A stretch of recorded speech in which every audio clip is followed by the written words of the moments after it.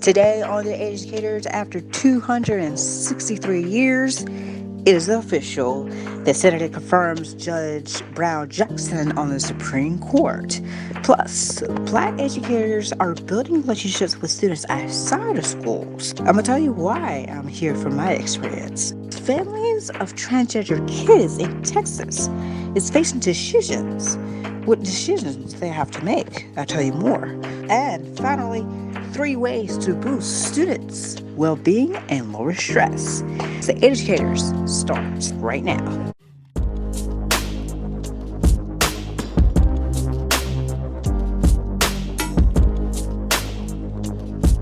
Hello, everyone. Welcome to the Educators. Everyone had a marvelous Wednesday.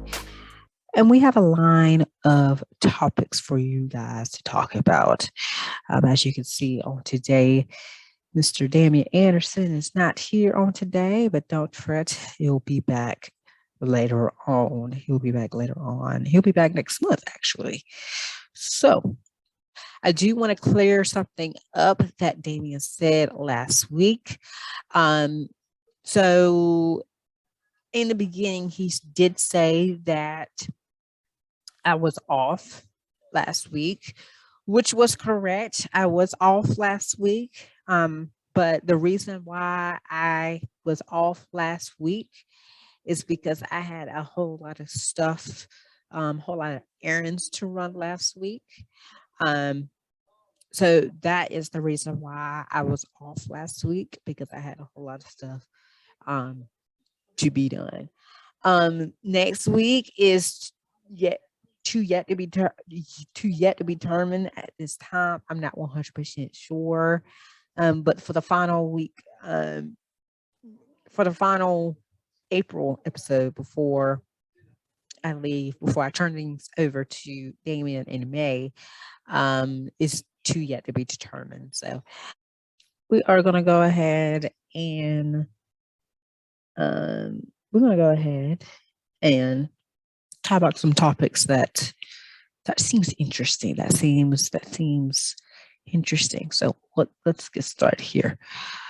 First and foremost, the Senate confirmed Judge Ketanji Brown Jackson to the Supreme Court, making her the first Black woman to serve on the U.S.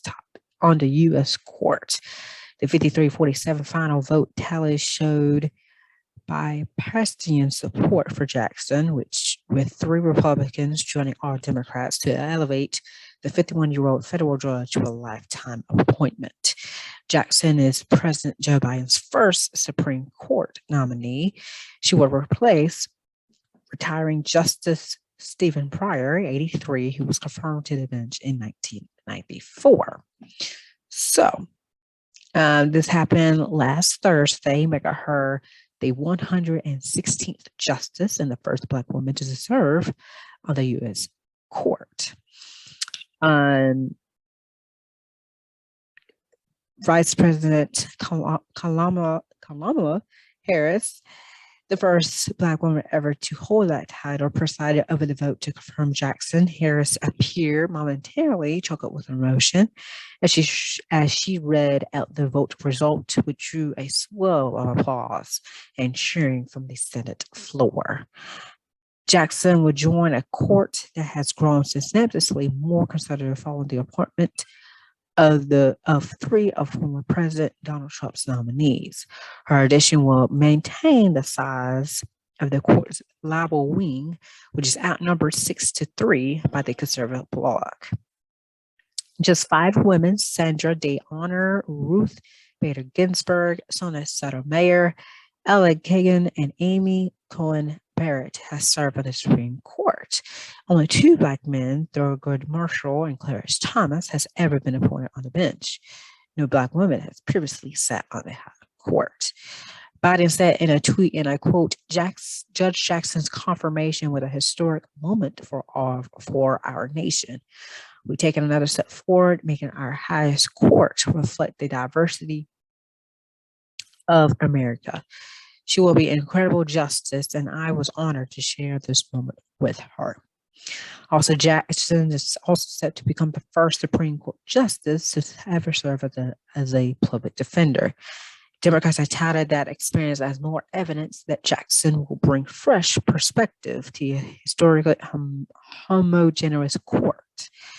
Public defenders are assigned to defend people in criminal cases who may otherwise be able to hear their own counsel, which is a constitutional right.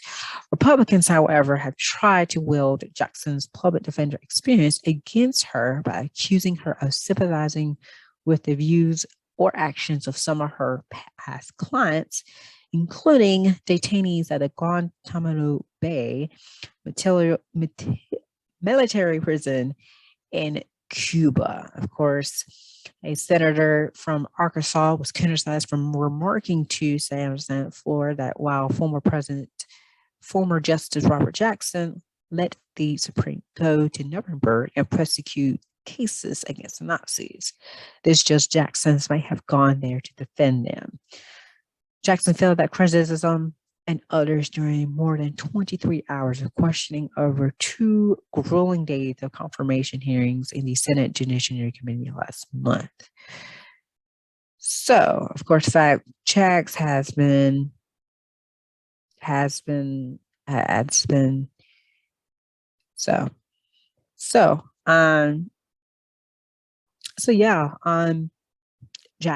is now confirmed. She is now this was an episode, we talked about this episode a couple weeks ago.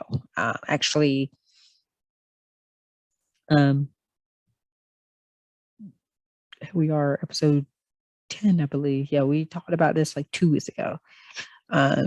Of this back in last month of March. So thank goodness everything is, she has confirmed everything. So after 263 years, it is official. Now let's bring more Black women and more Black men to the Supreme Court. So we are just now getting started.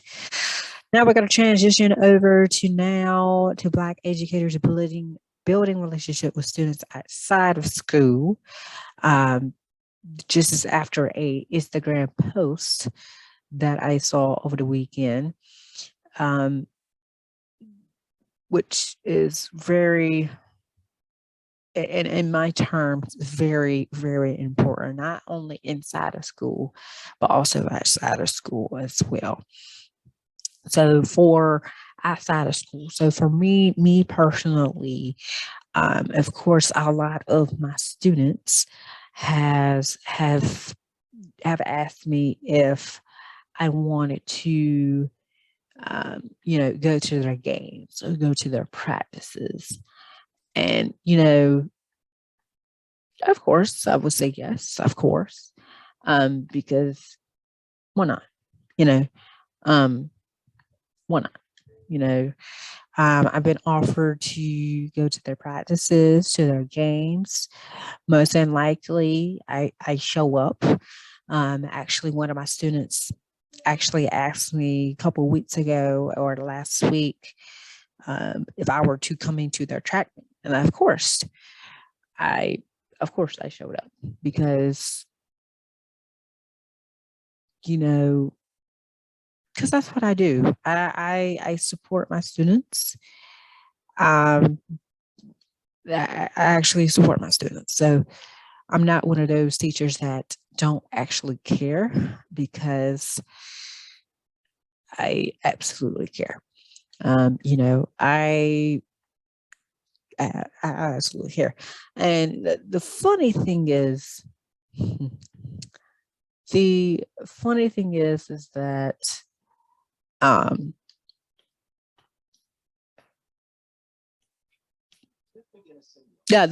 is that today, actually, at the time of this recording, I was actually pumping my gas for my car, and I see a student of mine walked over and was like, "Oh, I'm not going to be out of school today." And I was like, "Well, I'm not there. So, both kind of ironic, right? We're both not out of school. I'm not working today because I got in a car accident like over the weekend. So yeah, here we are. So it's a great idea to build relationships, and I hope to continue to do that next year.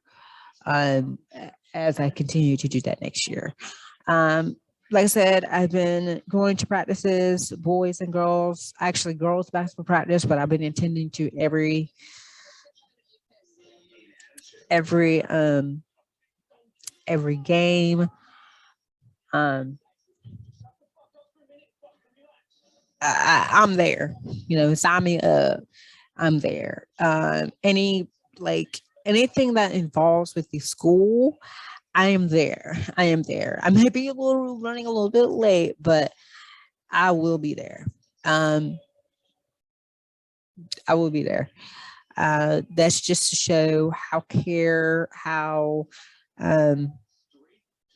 that's just to show you how much I care about my students. That's how much I care that I want them to succeed. Right? That's how much I care. And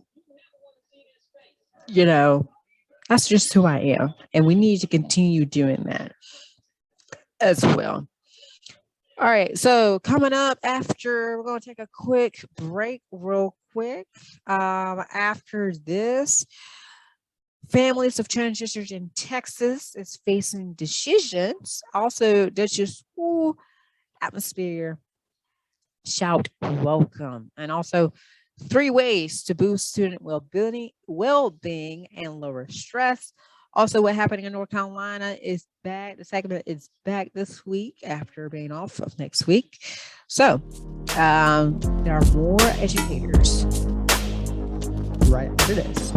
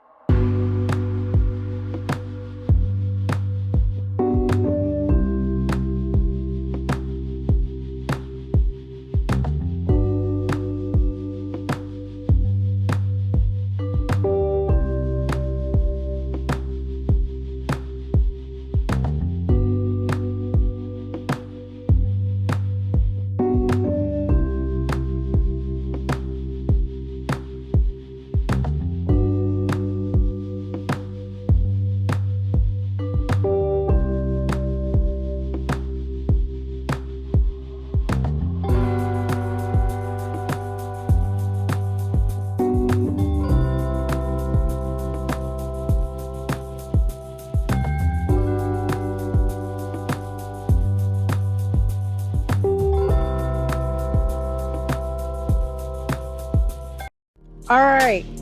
Welcome back to the educators. Moving on to our next topic. Next group of topics here.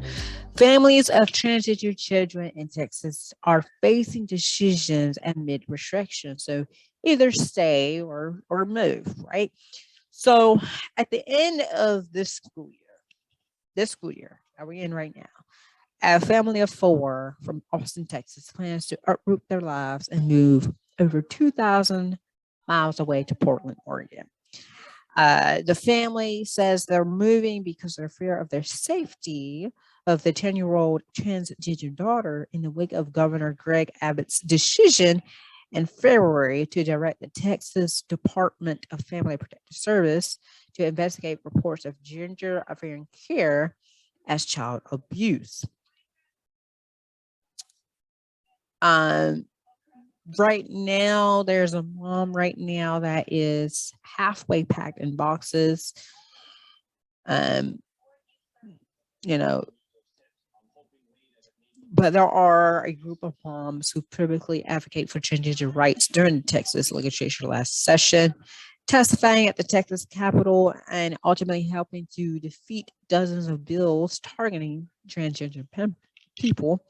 When Abbott announced the directive in February, she thought her family would stay put and continue to fight in Texas, but the threat became too great.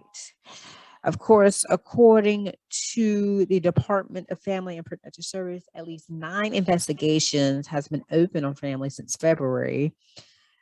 but it's expected to rule soon whether the state can resume their investigations. In March, a district judge blocked state agencies from investigating gender conforming care as child abuse, issuing a temporary injunction after hearing the parents of the 16-year-old transgender girl who were under investigation. So gender, in case you do not know what it's about. So gender affirmation is when transgender people make changes to their lives in accordance with their gender identity. This could be through a change of clothing, lifestyle, mannerism, names, and pronouns. Also, it came in the form of hormone therapy or surgeries to alter one's physical characteristics. So let me just stop right there. Okay. I don't see a problem with this. I really don't. I don't really see a problem with this. If they're expressing of who they are, this is who they are. This is the person that they're going with. They feel confident and they feel like they're being themselves. They don't have to act like somebody else. This is what they want.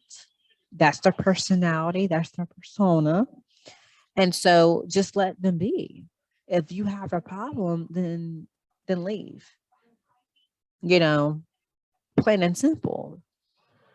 It's like then people are being part of the LGBTQIA plus community. It does not matter who you are. Going back to my student, it does not matter who you are. I will support you. I will help you. If you need somebody to talk to, I am here. Okay. Okay. I am here. Don't fret. I got you. Talk to me. I can tell you what's going on. So hopefully the families in Texas don't have to move. Hopefully they don't have to move. It'll be really devastating if they do have to move. When we come back, we got one more topic for us to talk about. Actually, two more, sorry. And then when we come back, so this is the Educators. We'll be right back.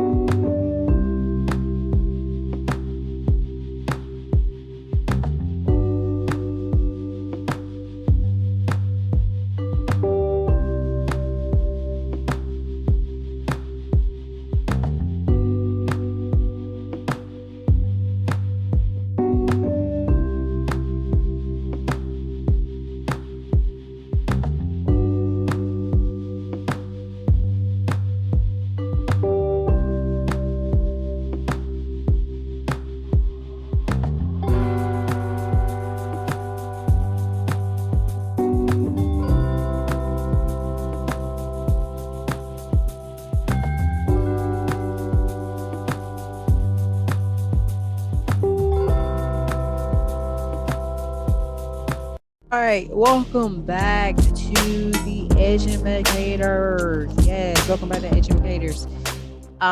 We have another topic for us to talk about. So, does your school atmosphere shout welcome? Okay. So I'm gonna show you ways in which they can create welcome atmospheres in your schools. Are easy to delegate, of course. So, so one way to have a welcome atmosphere is to start every day with a handshake. You can shake hands in the morning with everybody that answered the buildings, or we can say when you do shake hands, you can say like, welcome back, or have a great day, or I'm so glad that you're here today, because everyone feels welcome, right? Um, it's just more of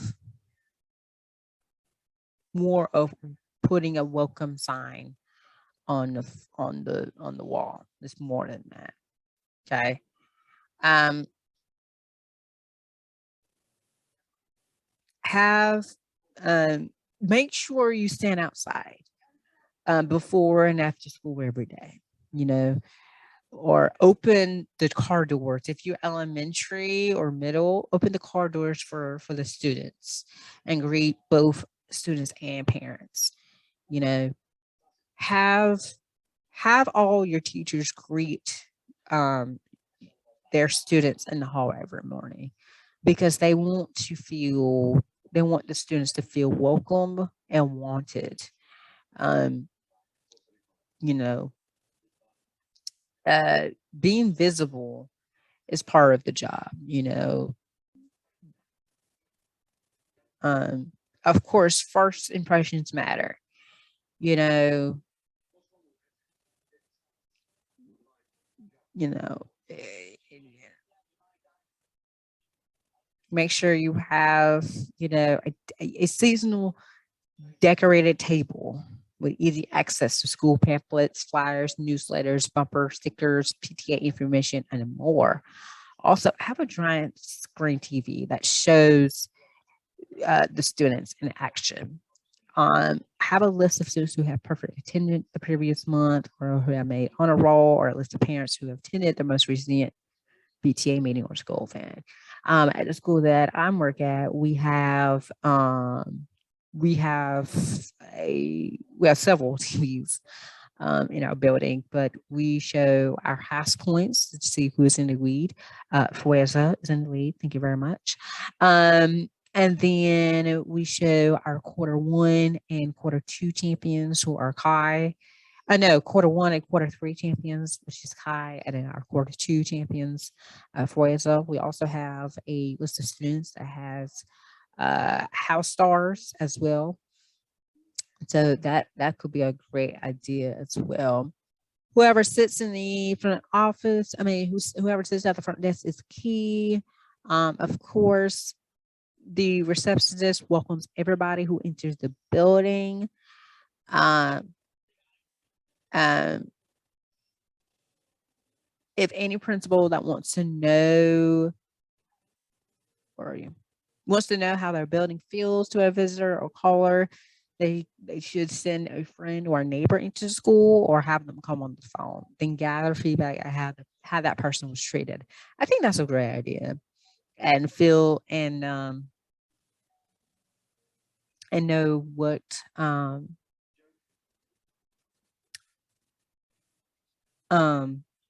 sorry and provide feedback and see what changes, and see the changes, and make those changes and see if it works. If it doesn't, change it again. um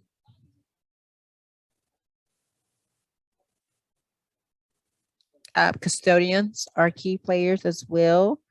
We welcome on visitors. um don't let your parent reception area also be the area where students who are willing to are in trouble wait to see the principal. Of course, going the extra mile, um like the school website, a library, invitation to join after school or many course programs for fun, or field day program. Connect with every parent, excuse me. Of course, PTA meeting. So there's a lot. Um, there's a lot. Of course, during the open house, you can have that as well. Um,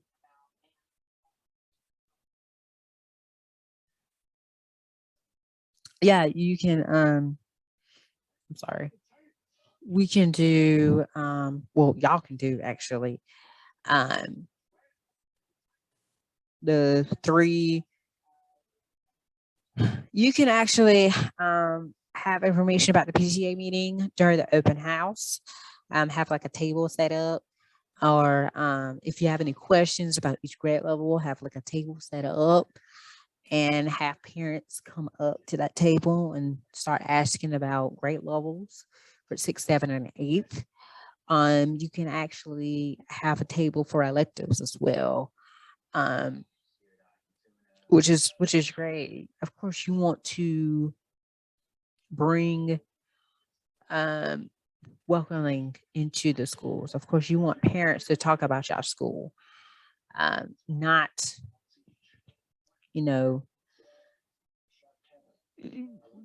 basically make every parent and every student welcome and important.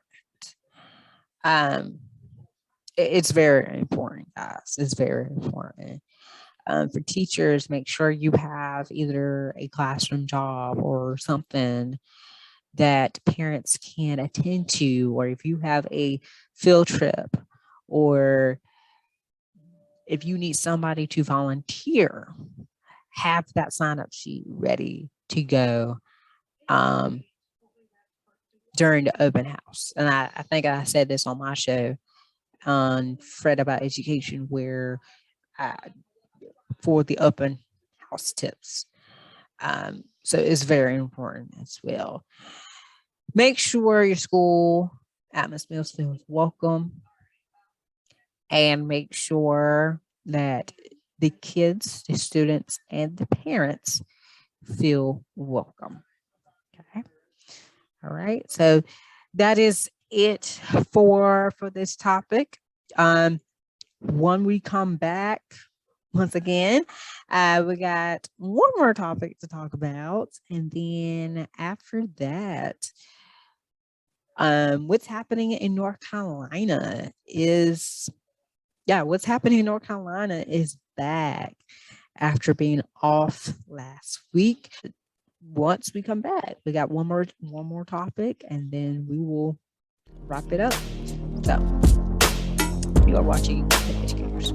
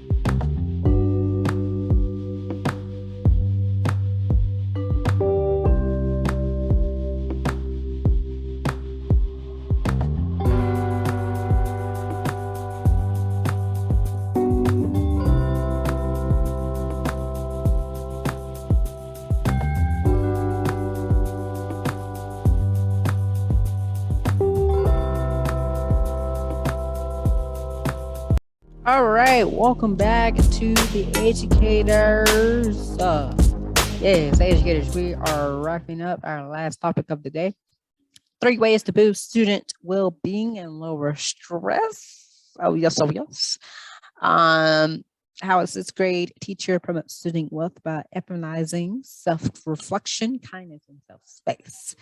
So, number 1, Mindful Mondays. Okay. First, address students' mental health by helping them to feel a sense of calm and focus.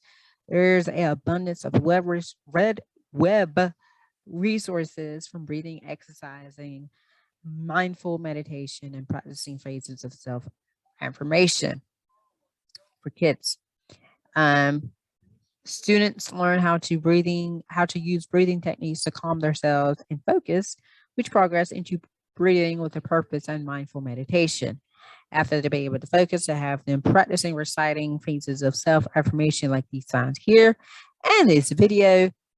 Those has helped many of a teacher students feel better about themselves and be more optimistic and positive about their futures. Okay.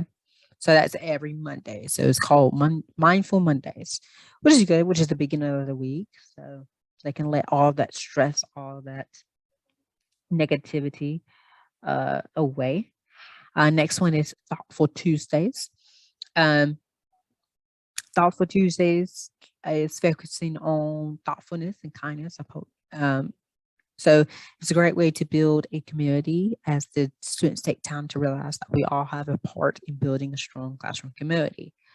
Thoughtful Tuesday focus on being grateful for the kindness others have shown by offering notes, emails, or verbal affirmations and following waves. So student to student for something a student has done for them, a student to student, offering a thoughtful message or encouraging phase, a student to student in other classes to create better relationship in a larger grade level community, students to other staff members to create better relationships in a larger school community, students to former teachers to thank them for their part in helping the students to be who they are today.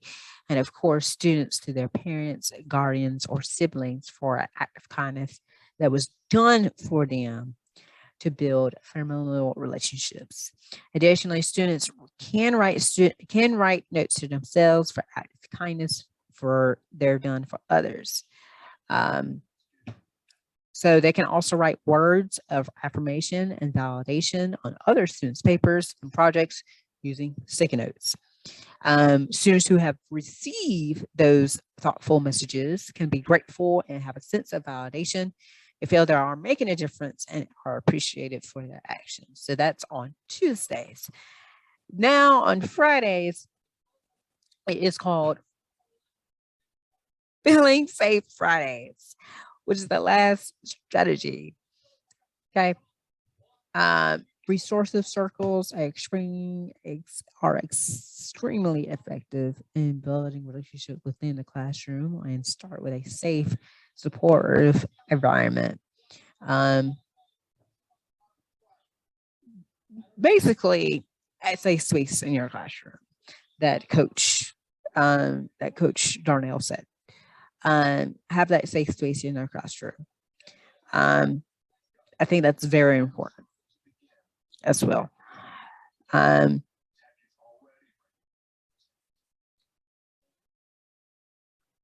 Yeah, I think that's very important. So,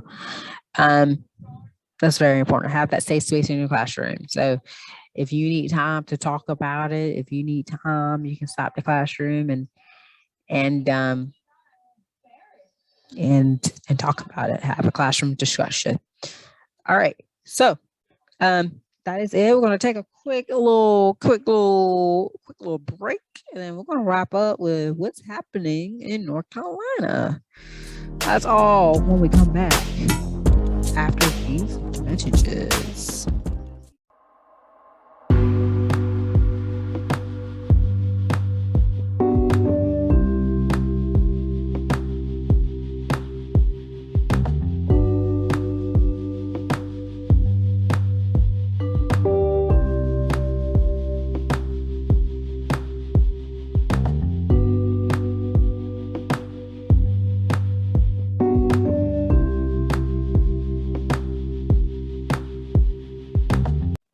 Welcome back to the Educators. All right, my last segment of today is UNC beats Duke. That sends Coach K into retirement. Yes, that happened a couple of weeks ago. An update. Yeah, we did not win. Yeah, the Tar Heels did not win the championship. Okay, all right. We're not going to talk about it. All right. So, of course, everybody knows Mike, the coach who is the coach of basketball of Duke. He is the winningest coach in men's college basketball history. And of course, on Saturday, that happened about 2 weeks ago. Yeah, the North Carolina Tar Heels says, yeah, we do not care. Okay. Do not care for the hype around the Final Four matchup for the ages, just spotlights that illuminated forward or the offended noise that greeted it. They beat their arch rival, though, Duke 81-77 in a national semifinal that sends Coach K into retirement. They had no regard for the storybook ending, and they, not the Blue Devils, they already played Kansas. Of course, you got Caleb Love with a massive three-pointer with 25 seconds left, preparing the Tar Heels over the finish line at the end of the game that somehow exceeded Montana's expectations. The two rivals' families separated by 8 miles. That's it. 8 miles of Tar Heel State Road spanned for 2 stunning hours, breaking 12 ties and tragically 18 times. Okay. Love, who finished with 28 points, was ultimately the difference. His two late free throws put Carolina up 4 and put its lead out of reach. At the final buzzer, though, in Chapel Hill, students stormed the Smith Center floor and spilled out onto Franklin Street. Mike, however, walked sneakily down the sidelines, shook the hand of first-year UNC coach Herbert Davis, the architect of their Tar Heels turnaround. Walked minutes later, was walking down a haunted hand with his wife. So he leaves with the final chapter with 42 seasons, 1,202 wins, and hundreds of Duke basketball graduates, some of them who have become NBA All-Stars. But now he is now into retirement. And just an update for you, of course, the Tar Heels did not beat Kansas. So, yeah. So, that is all for today. That is it. We is halfway through the week. Yes, we are halfway through the week.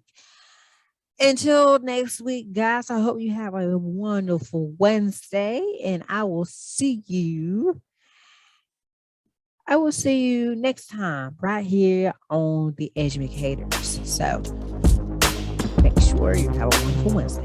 Take care, everyone.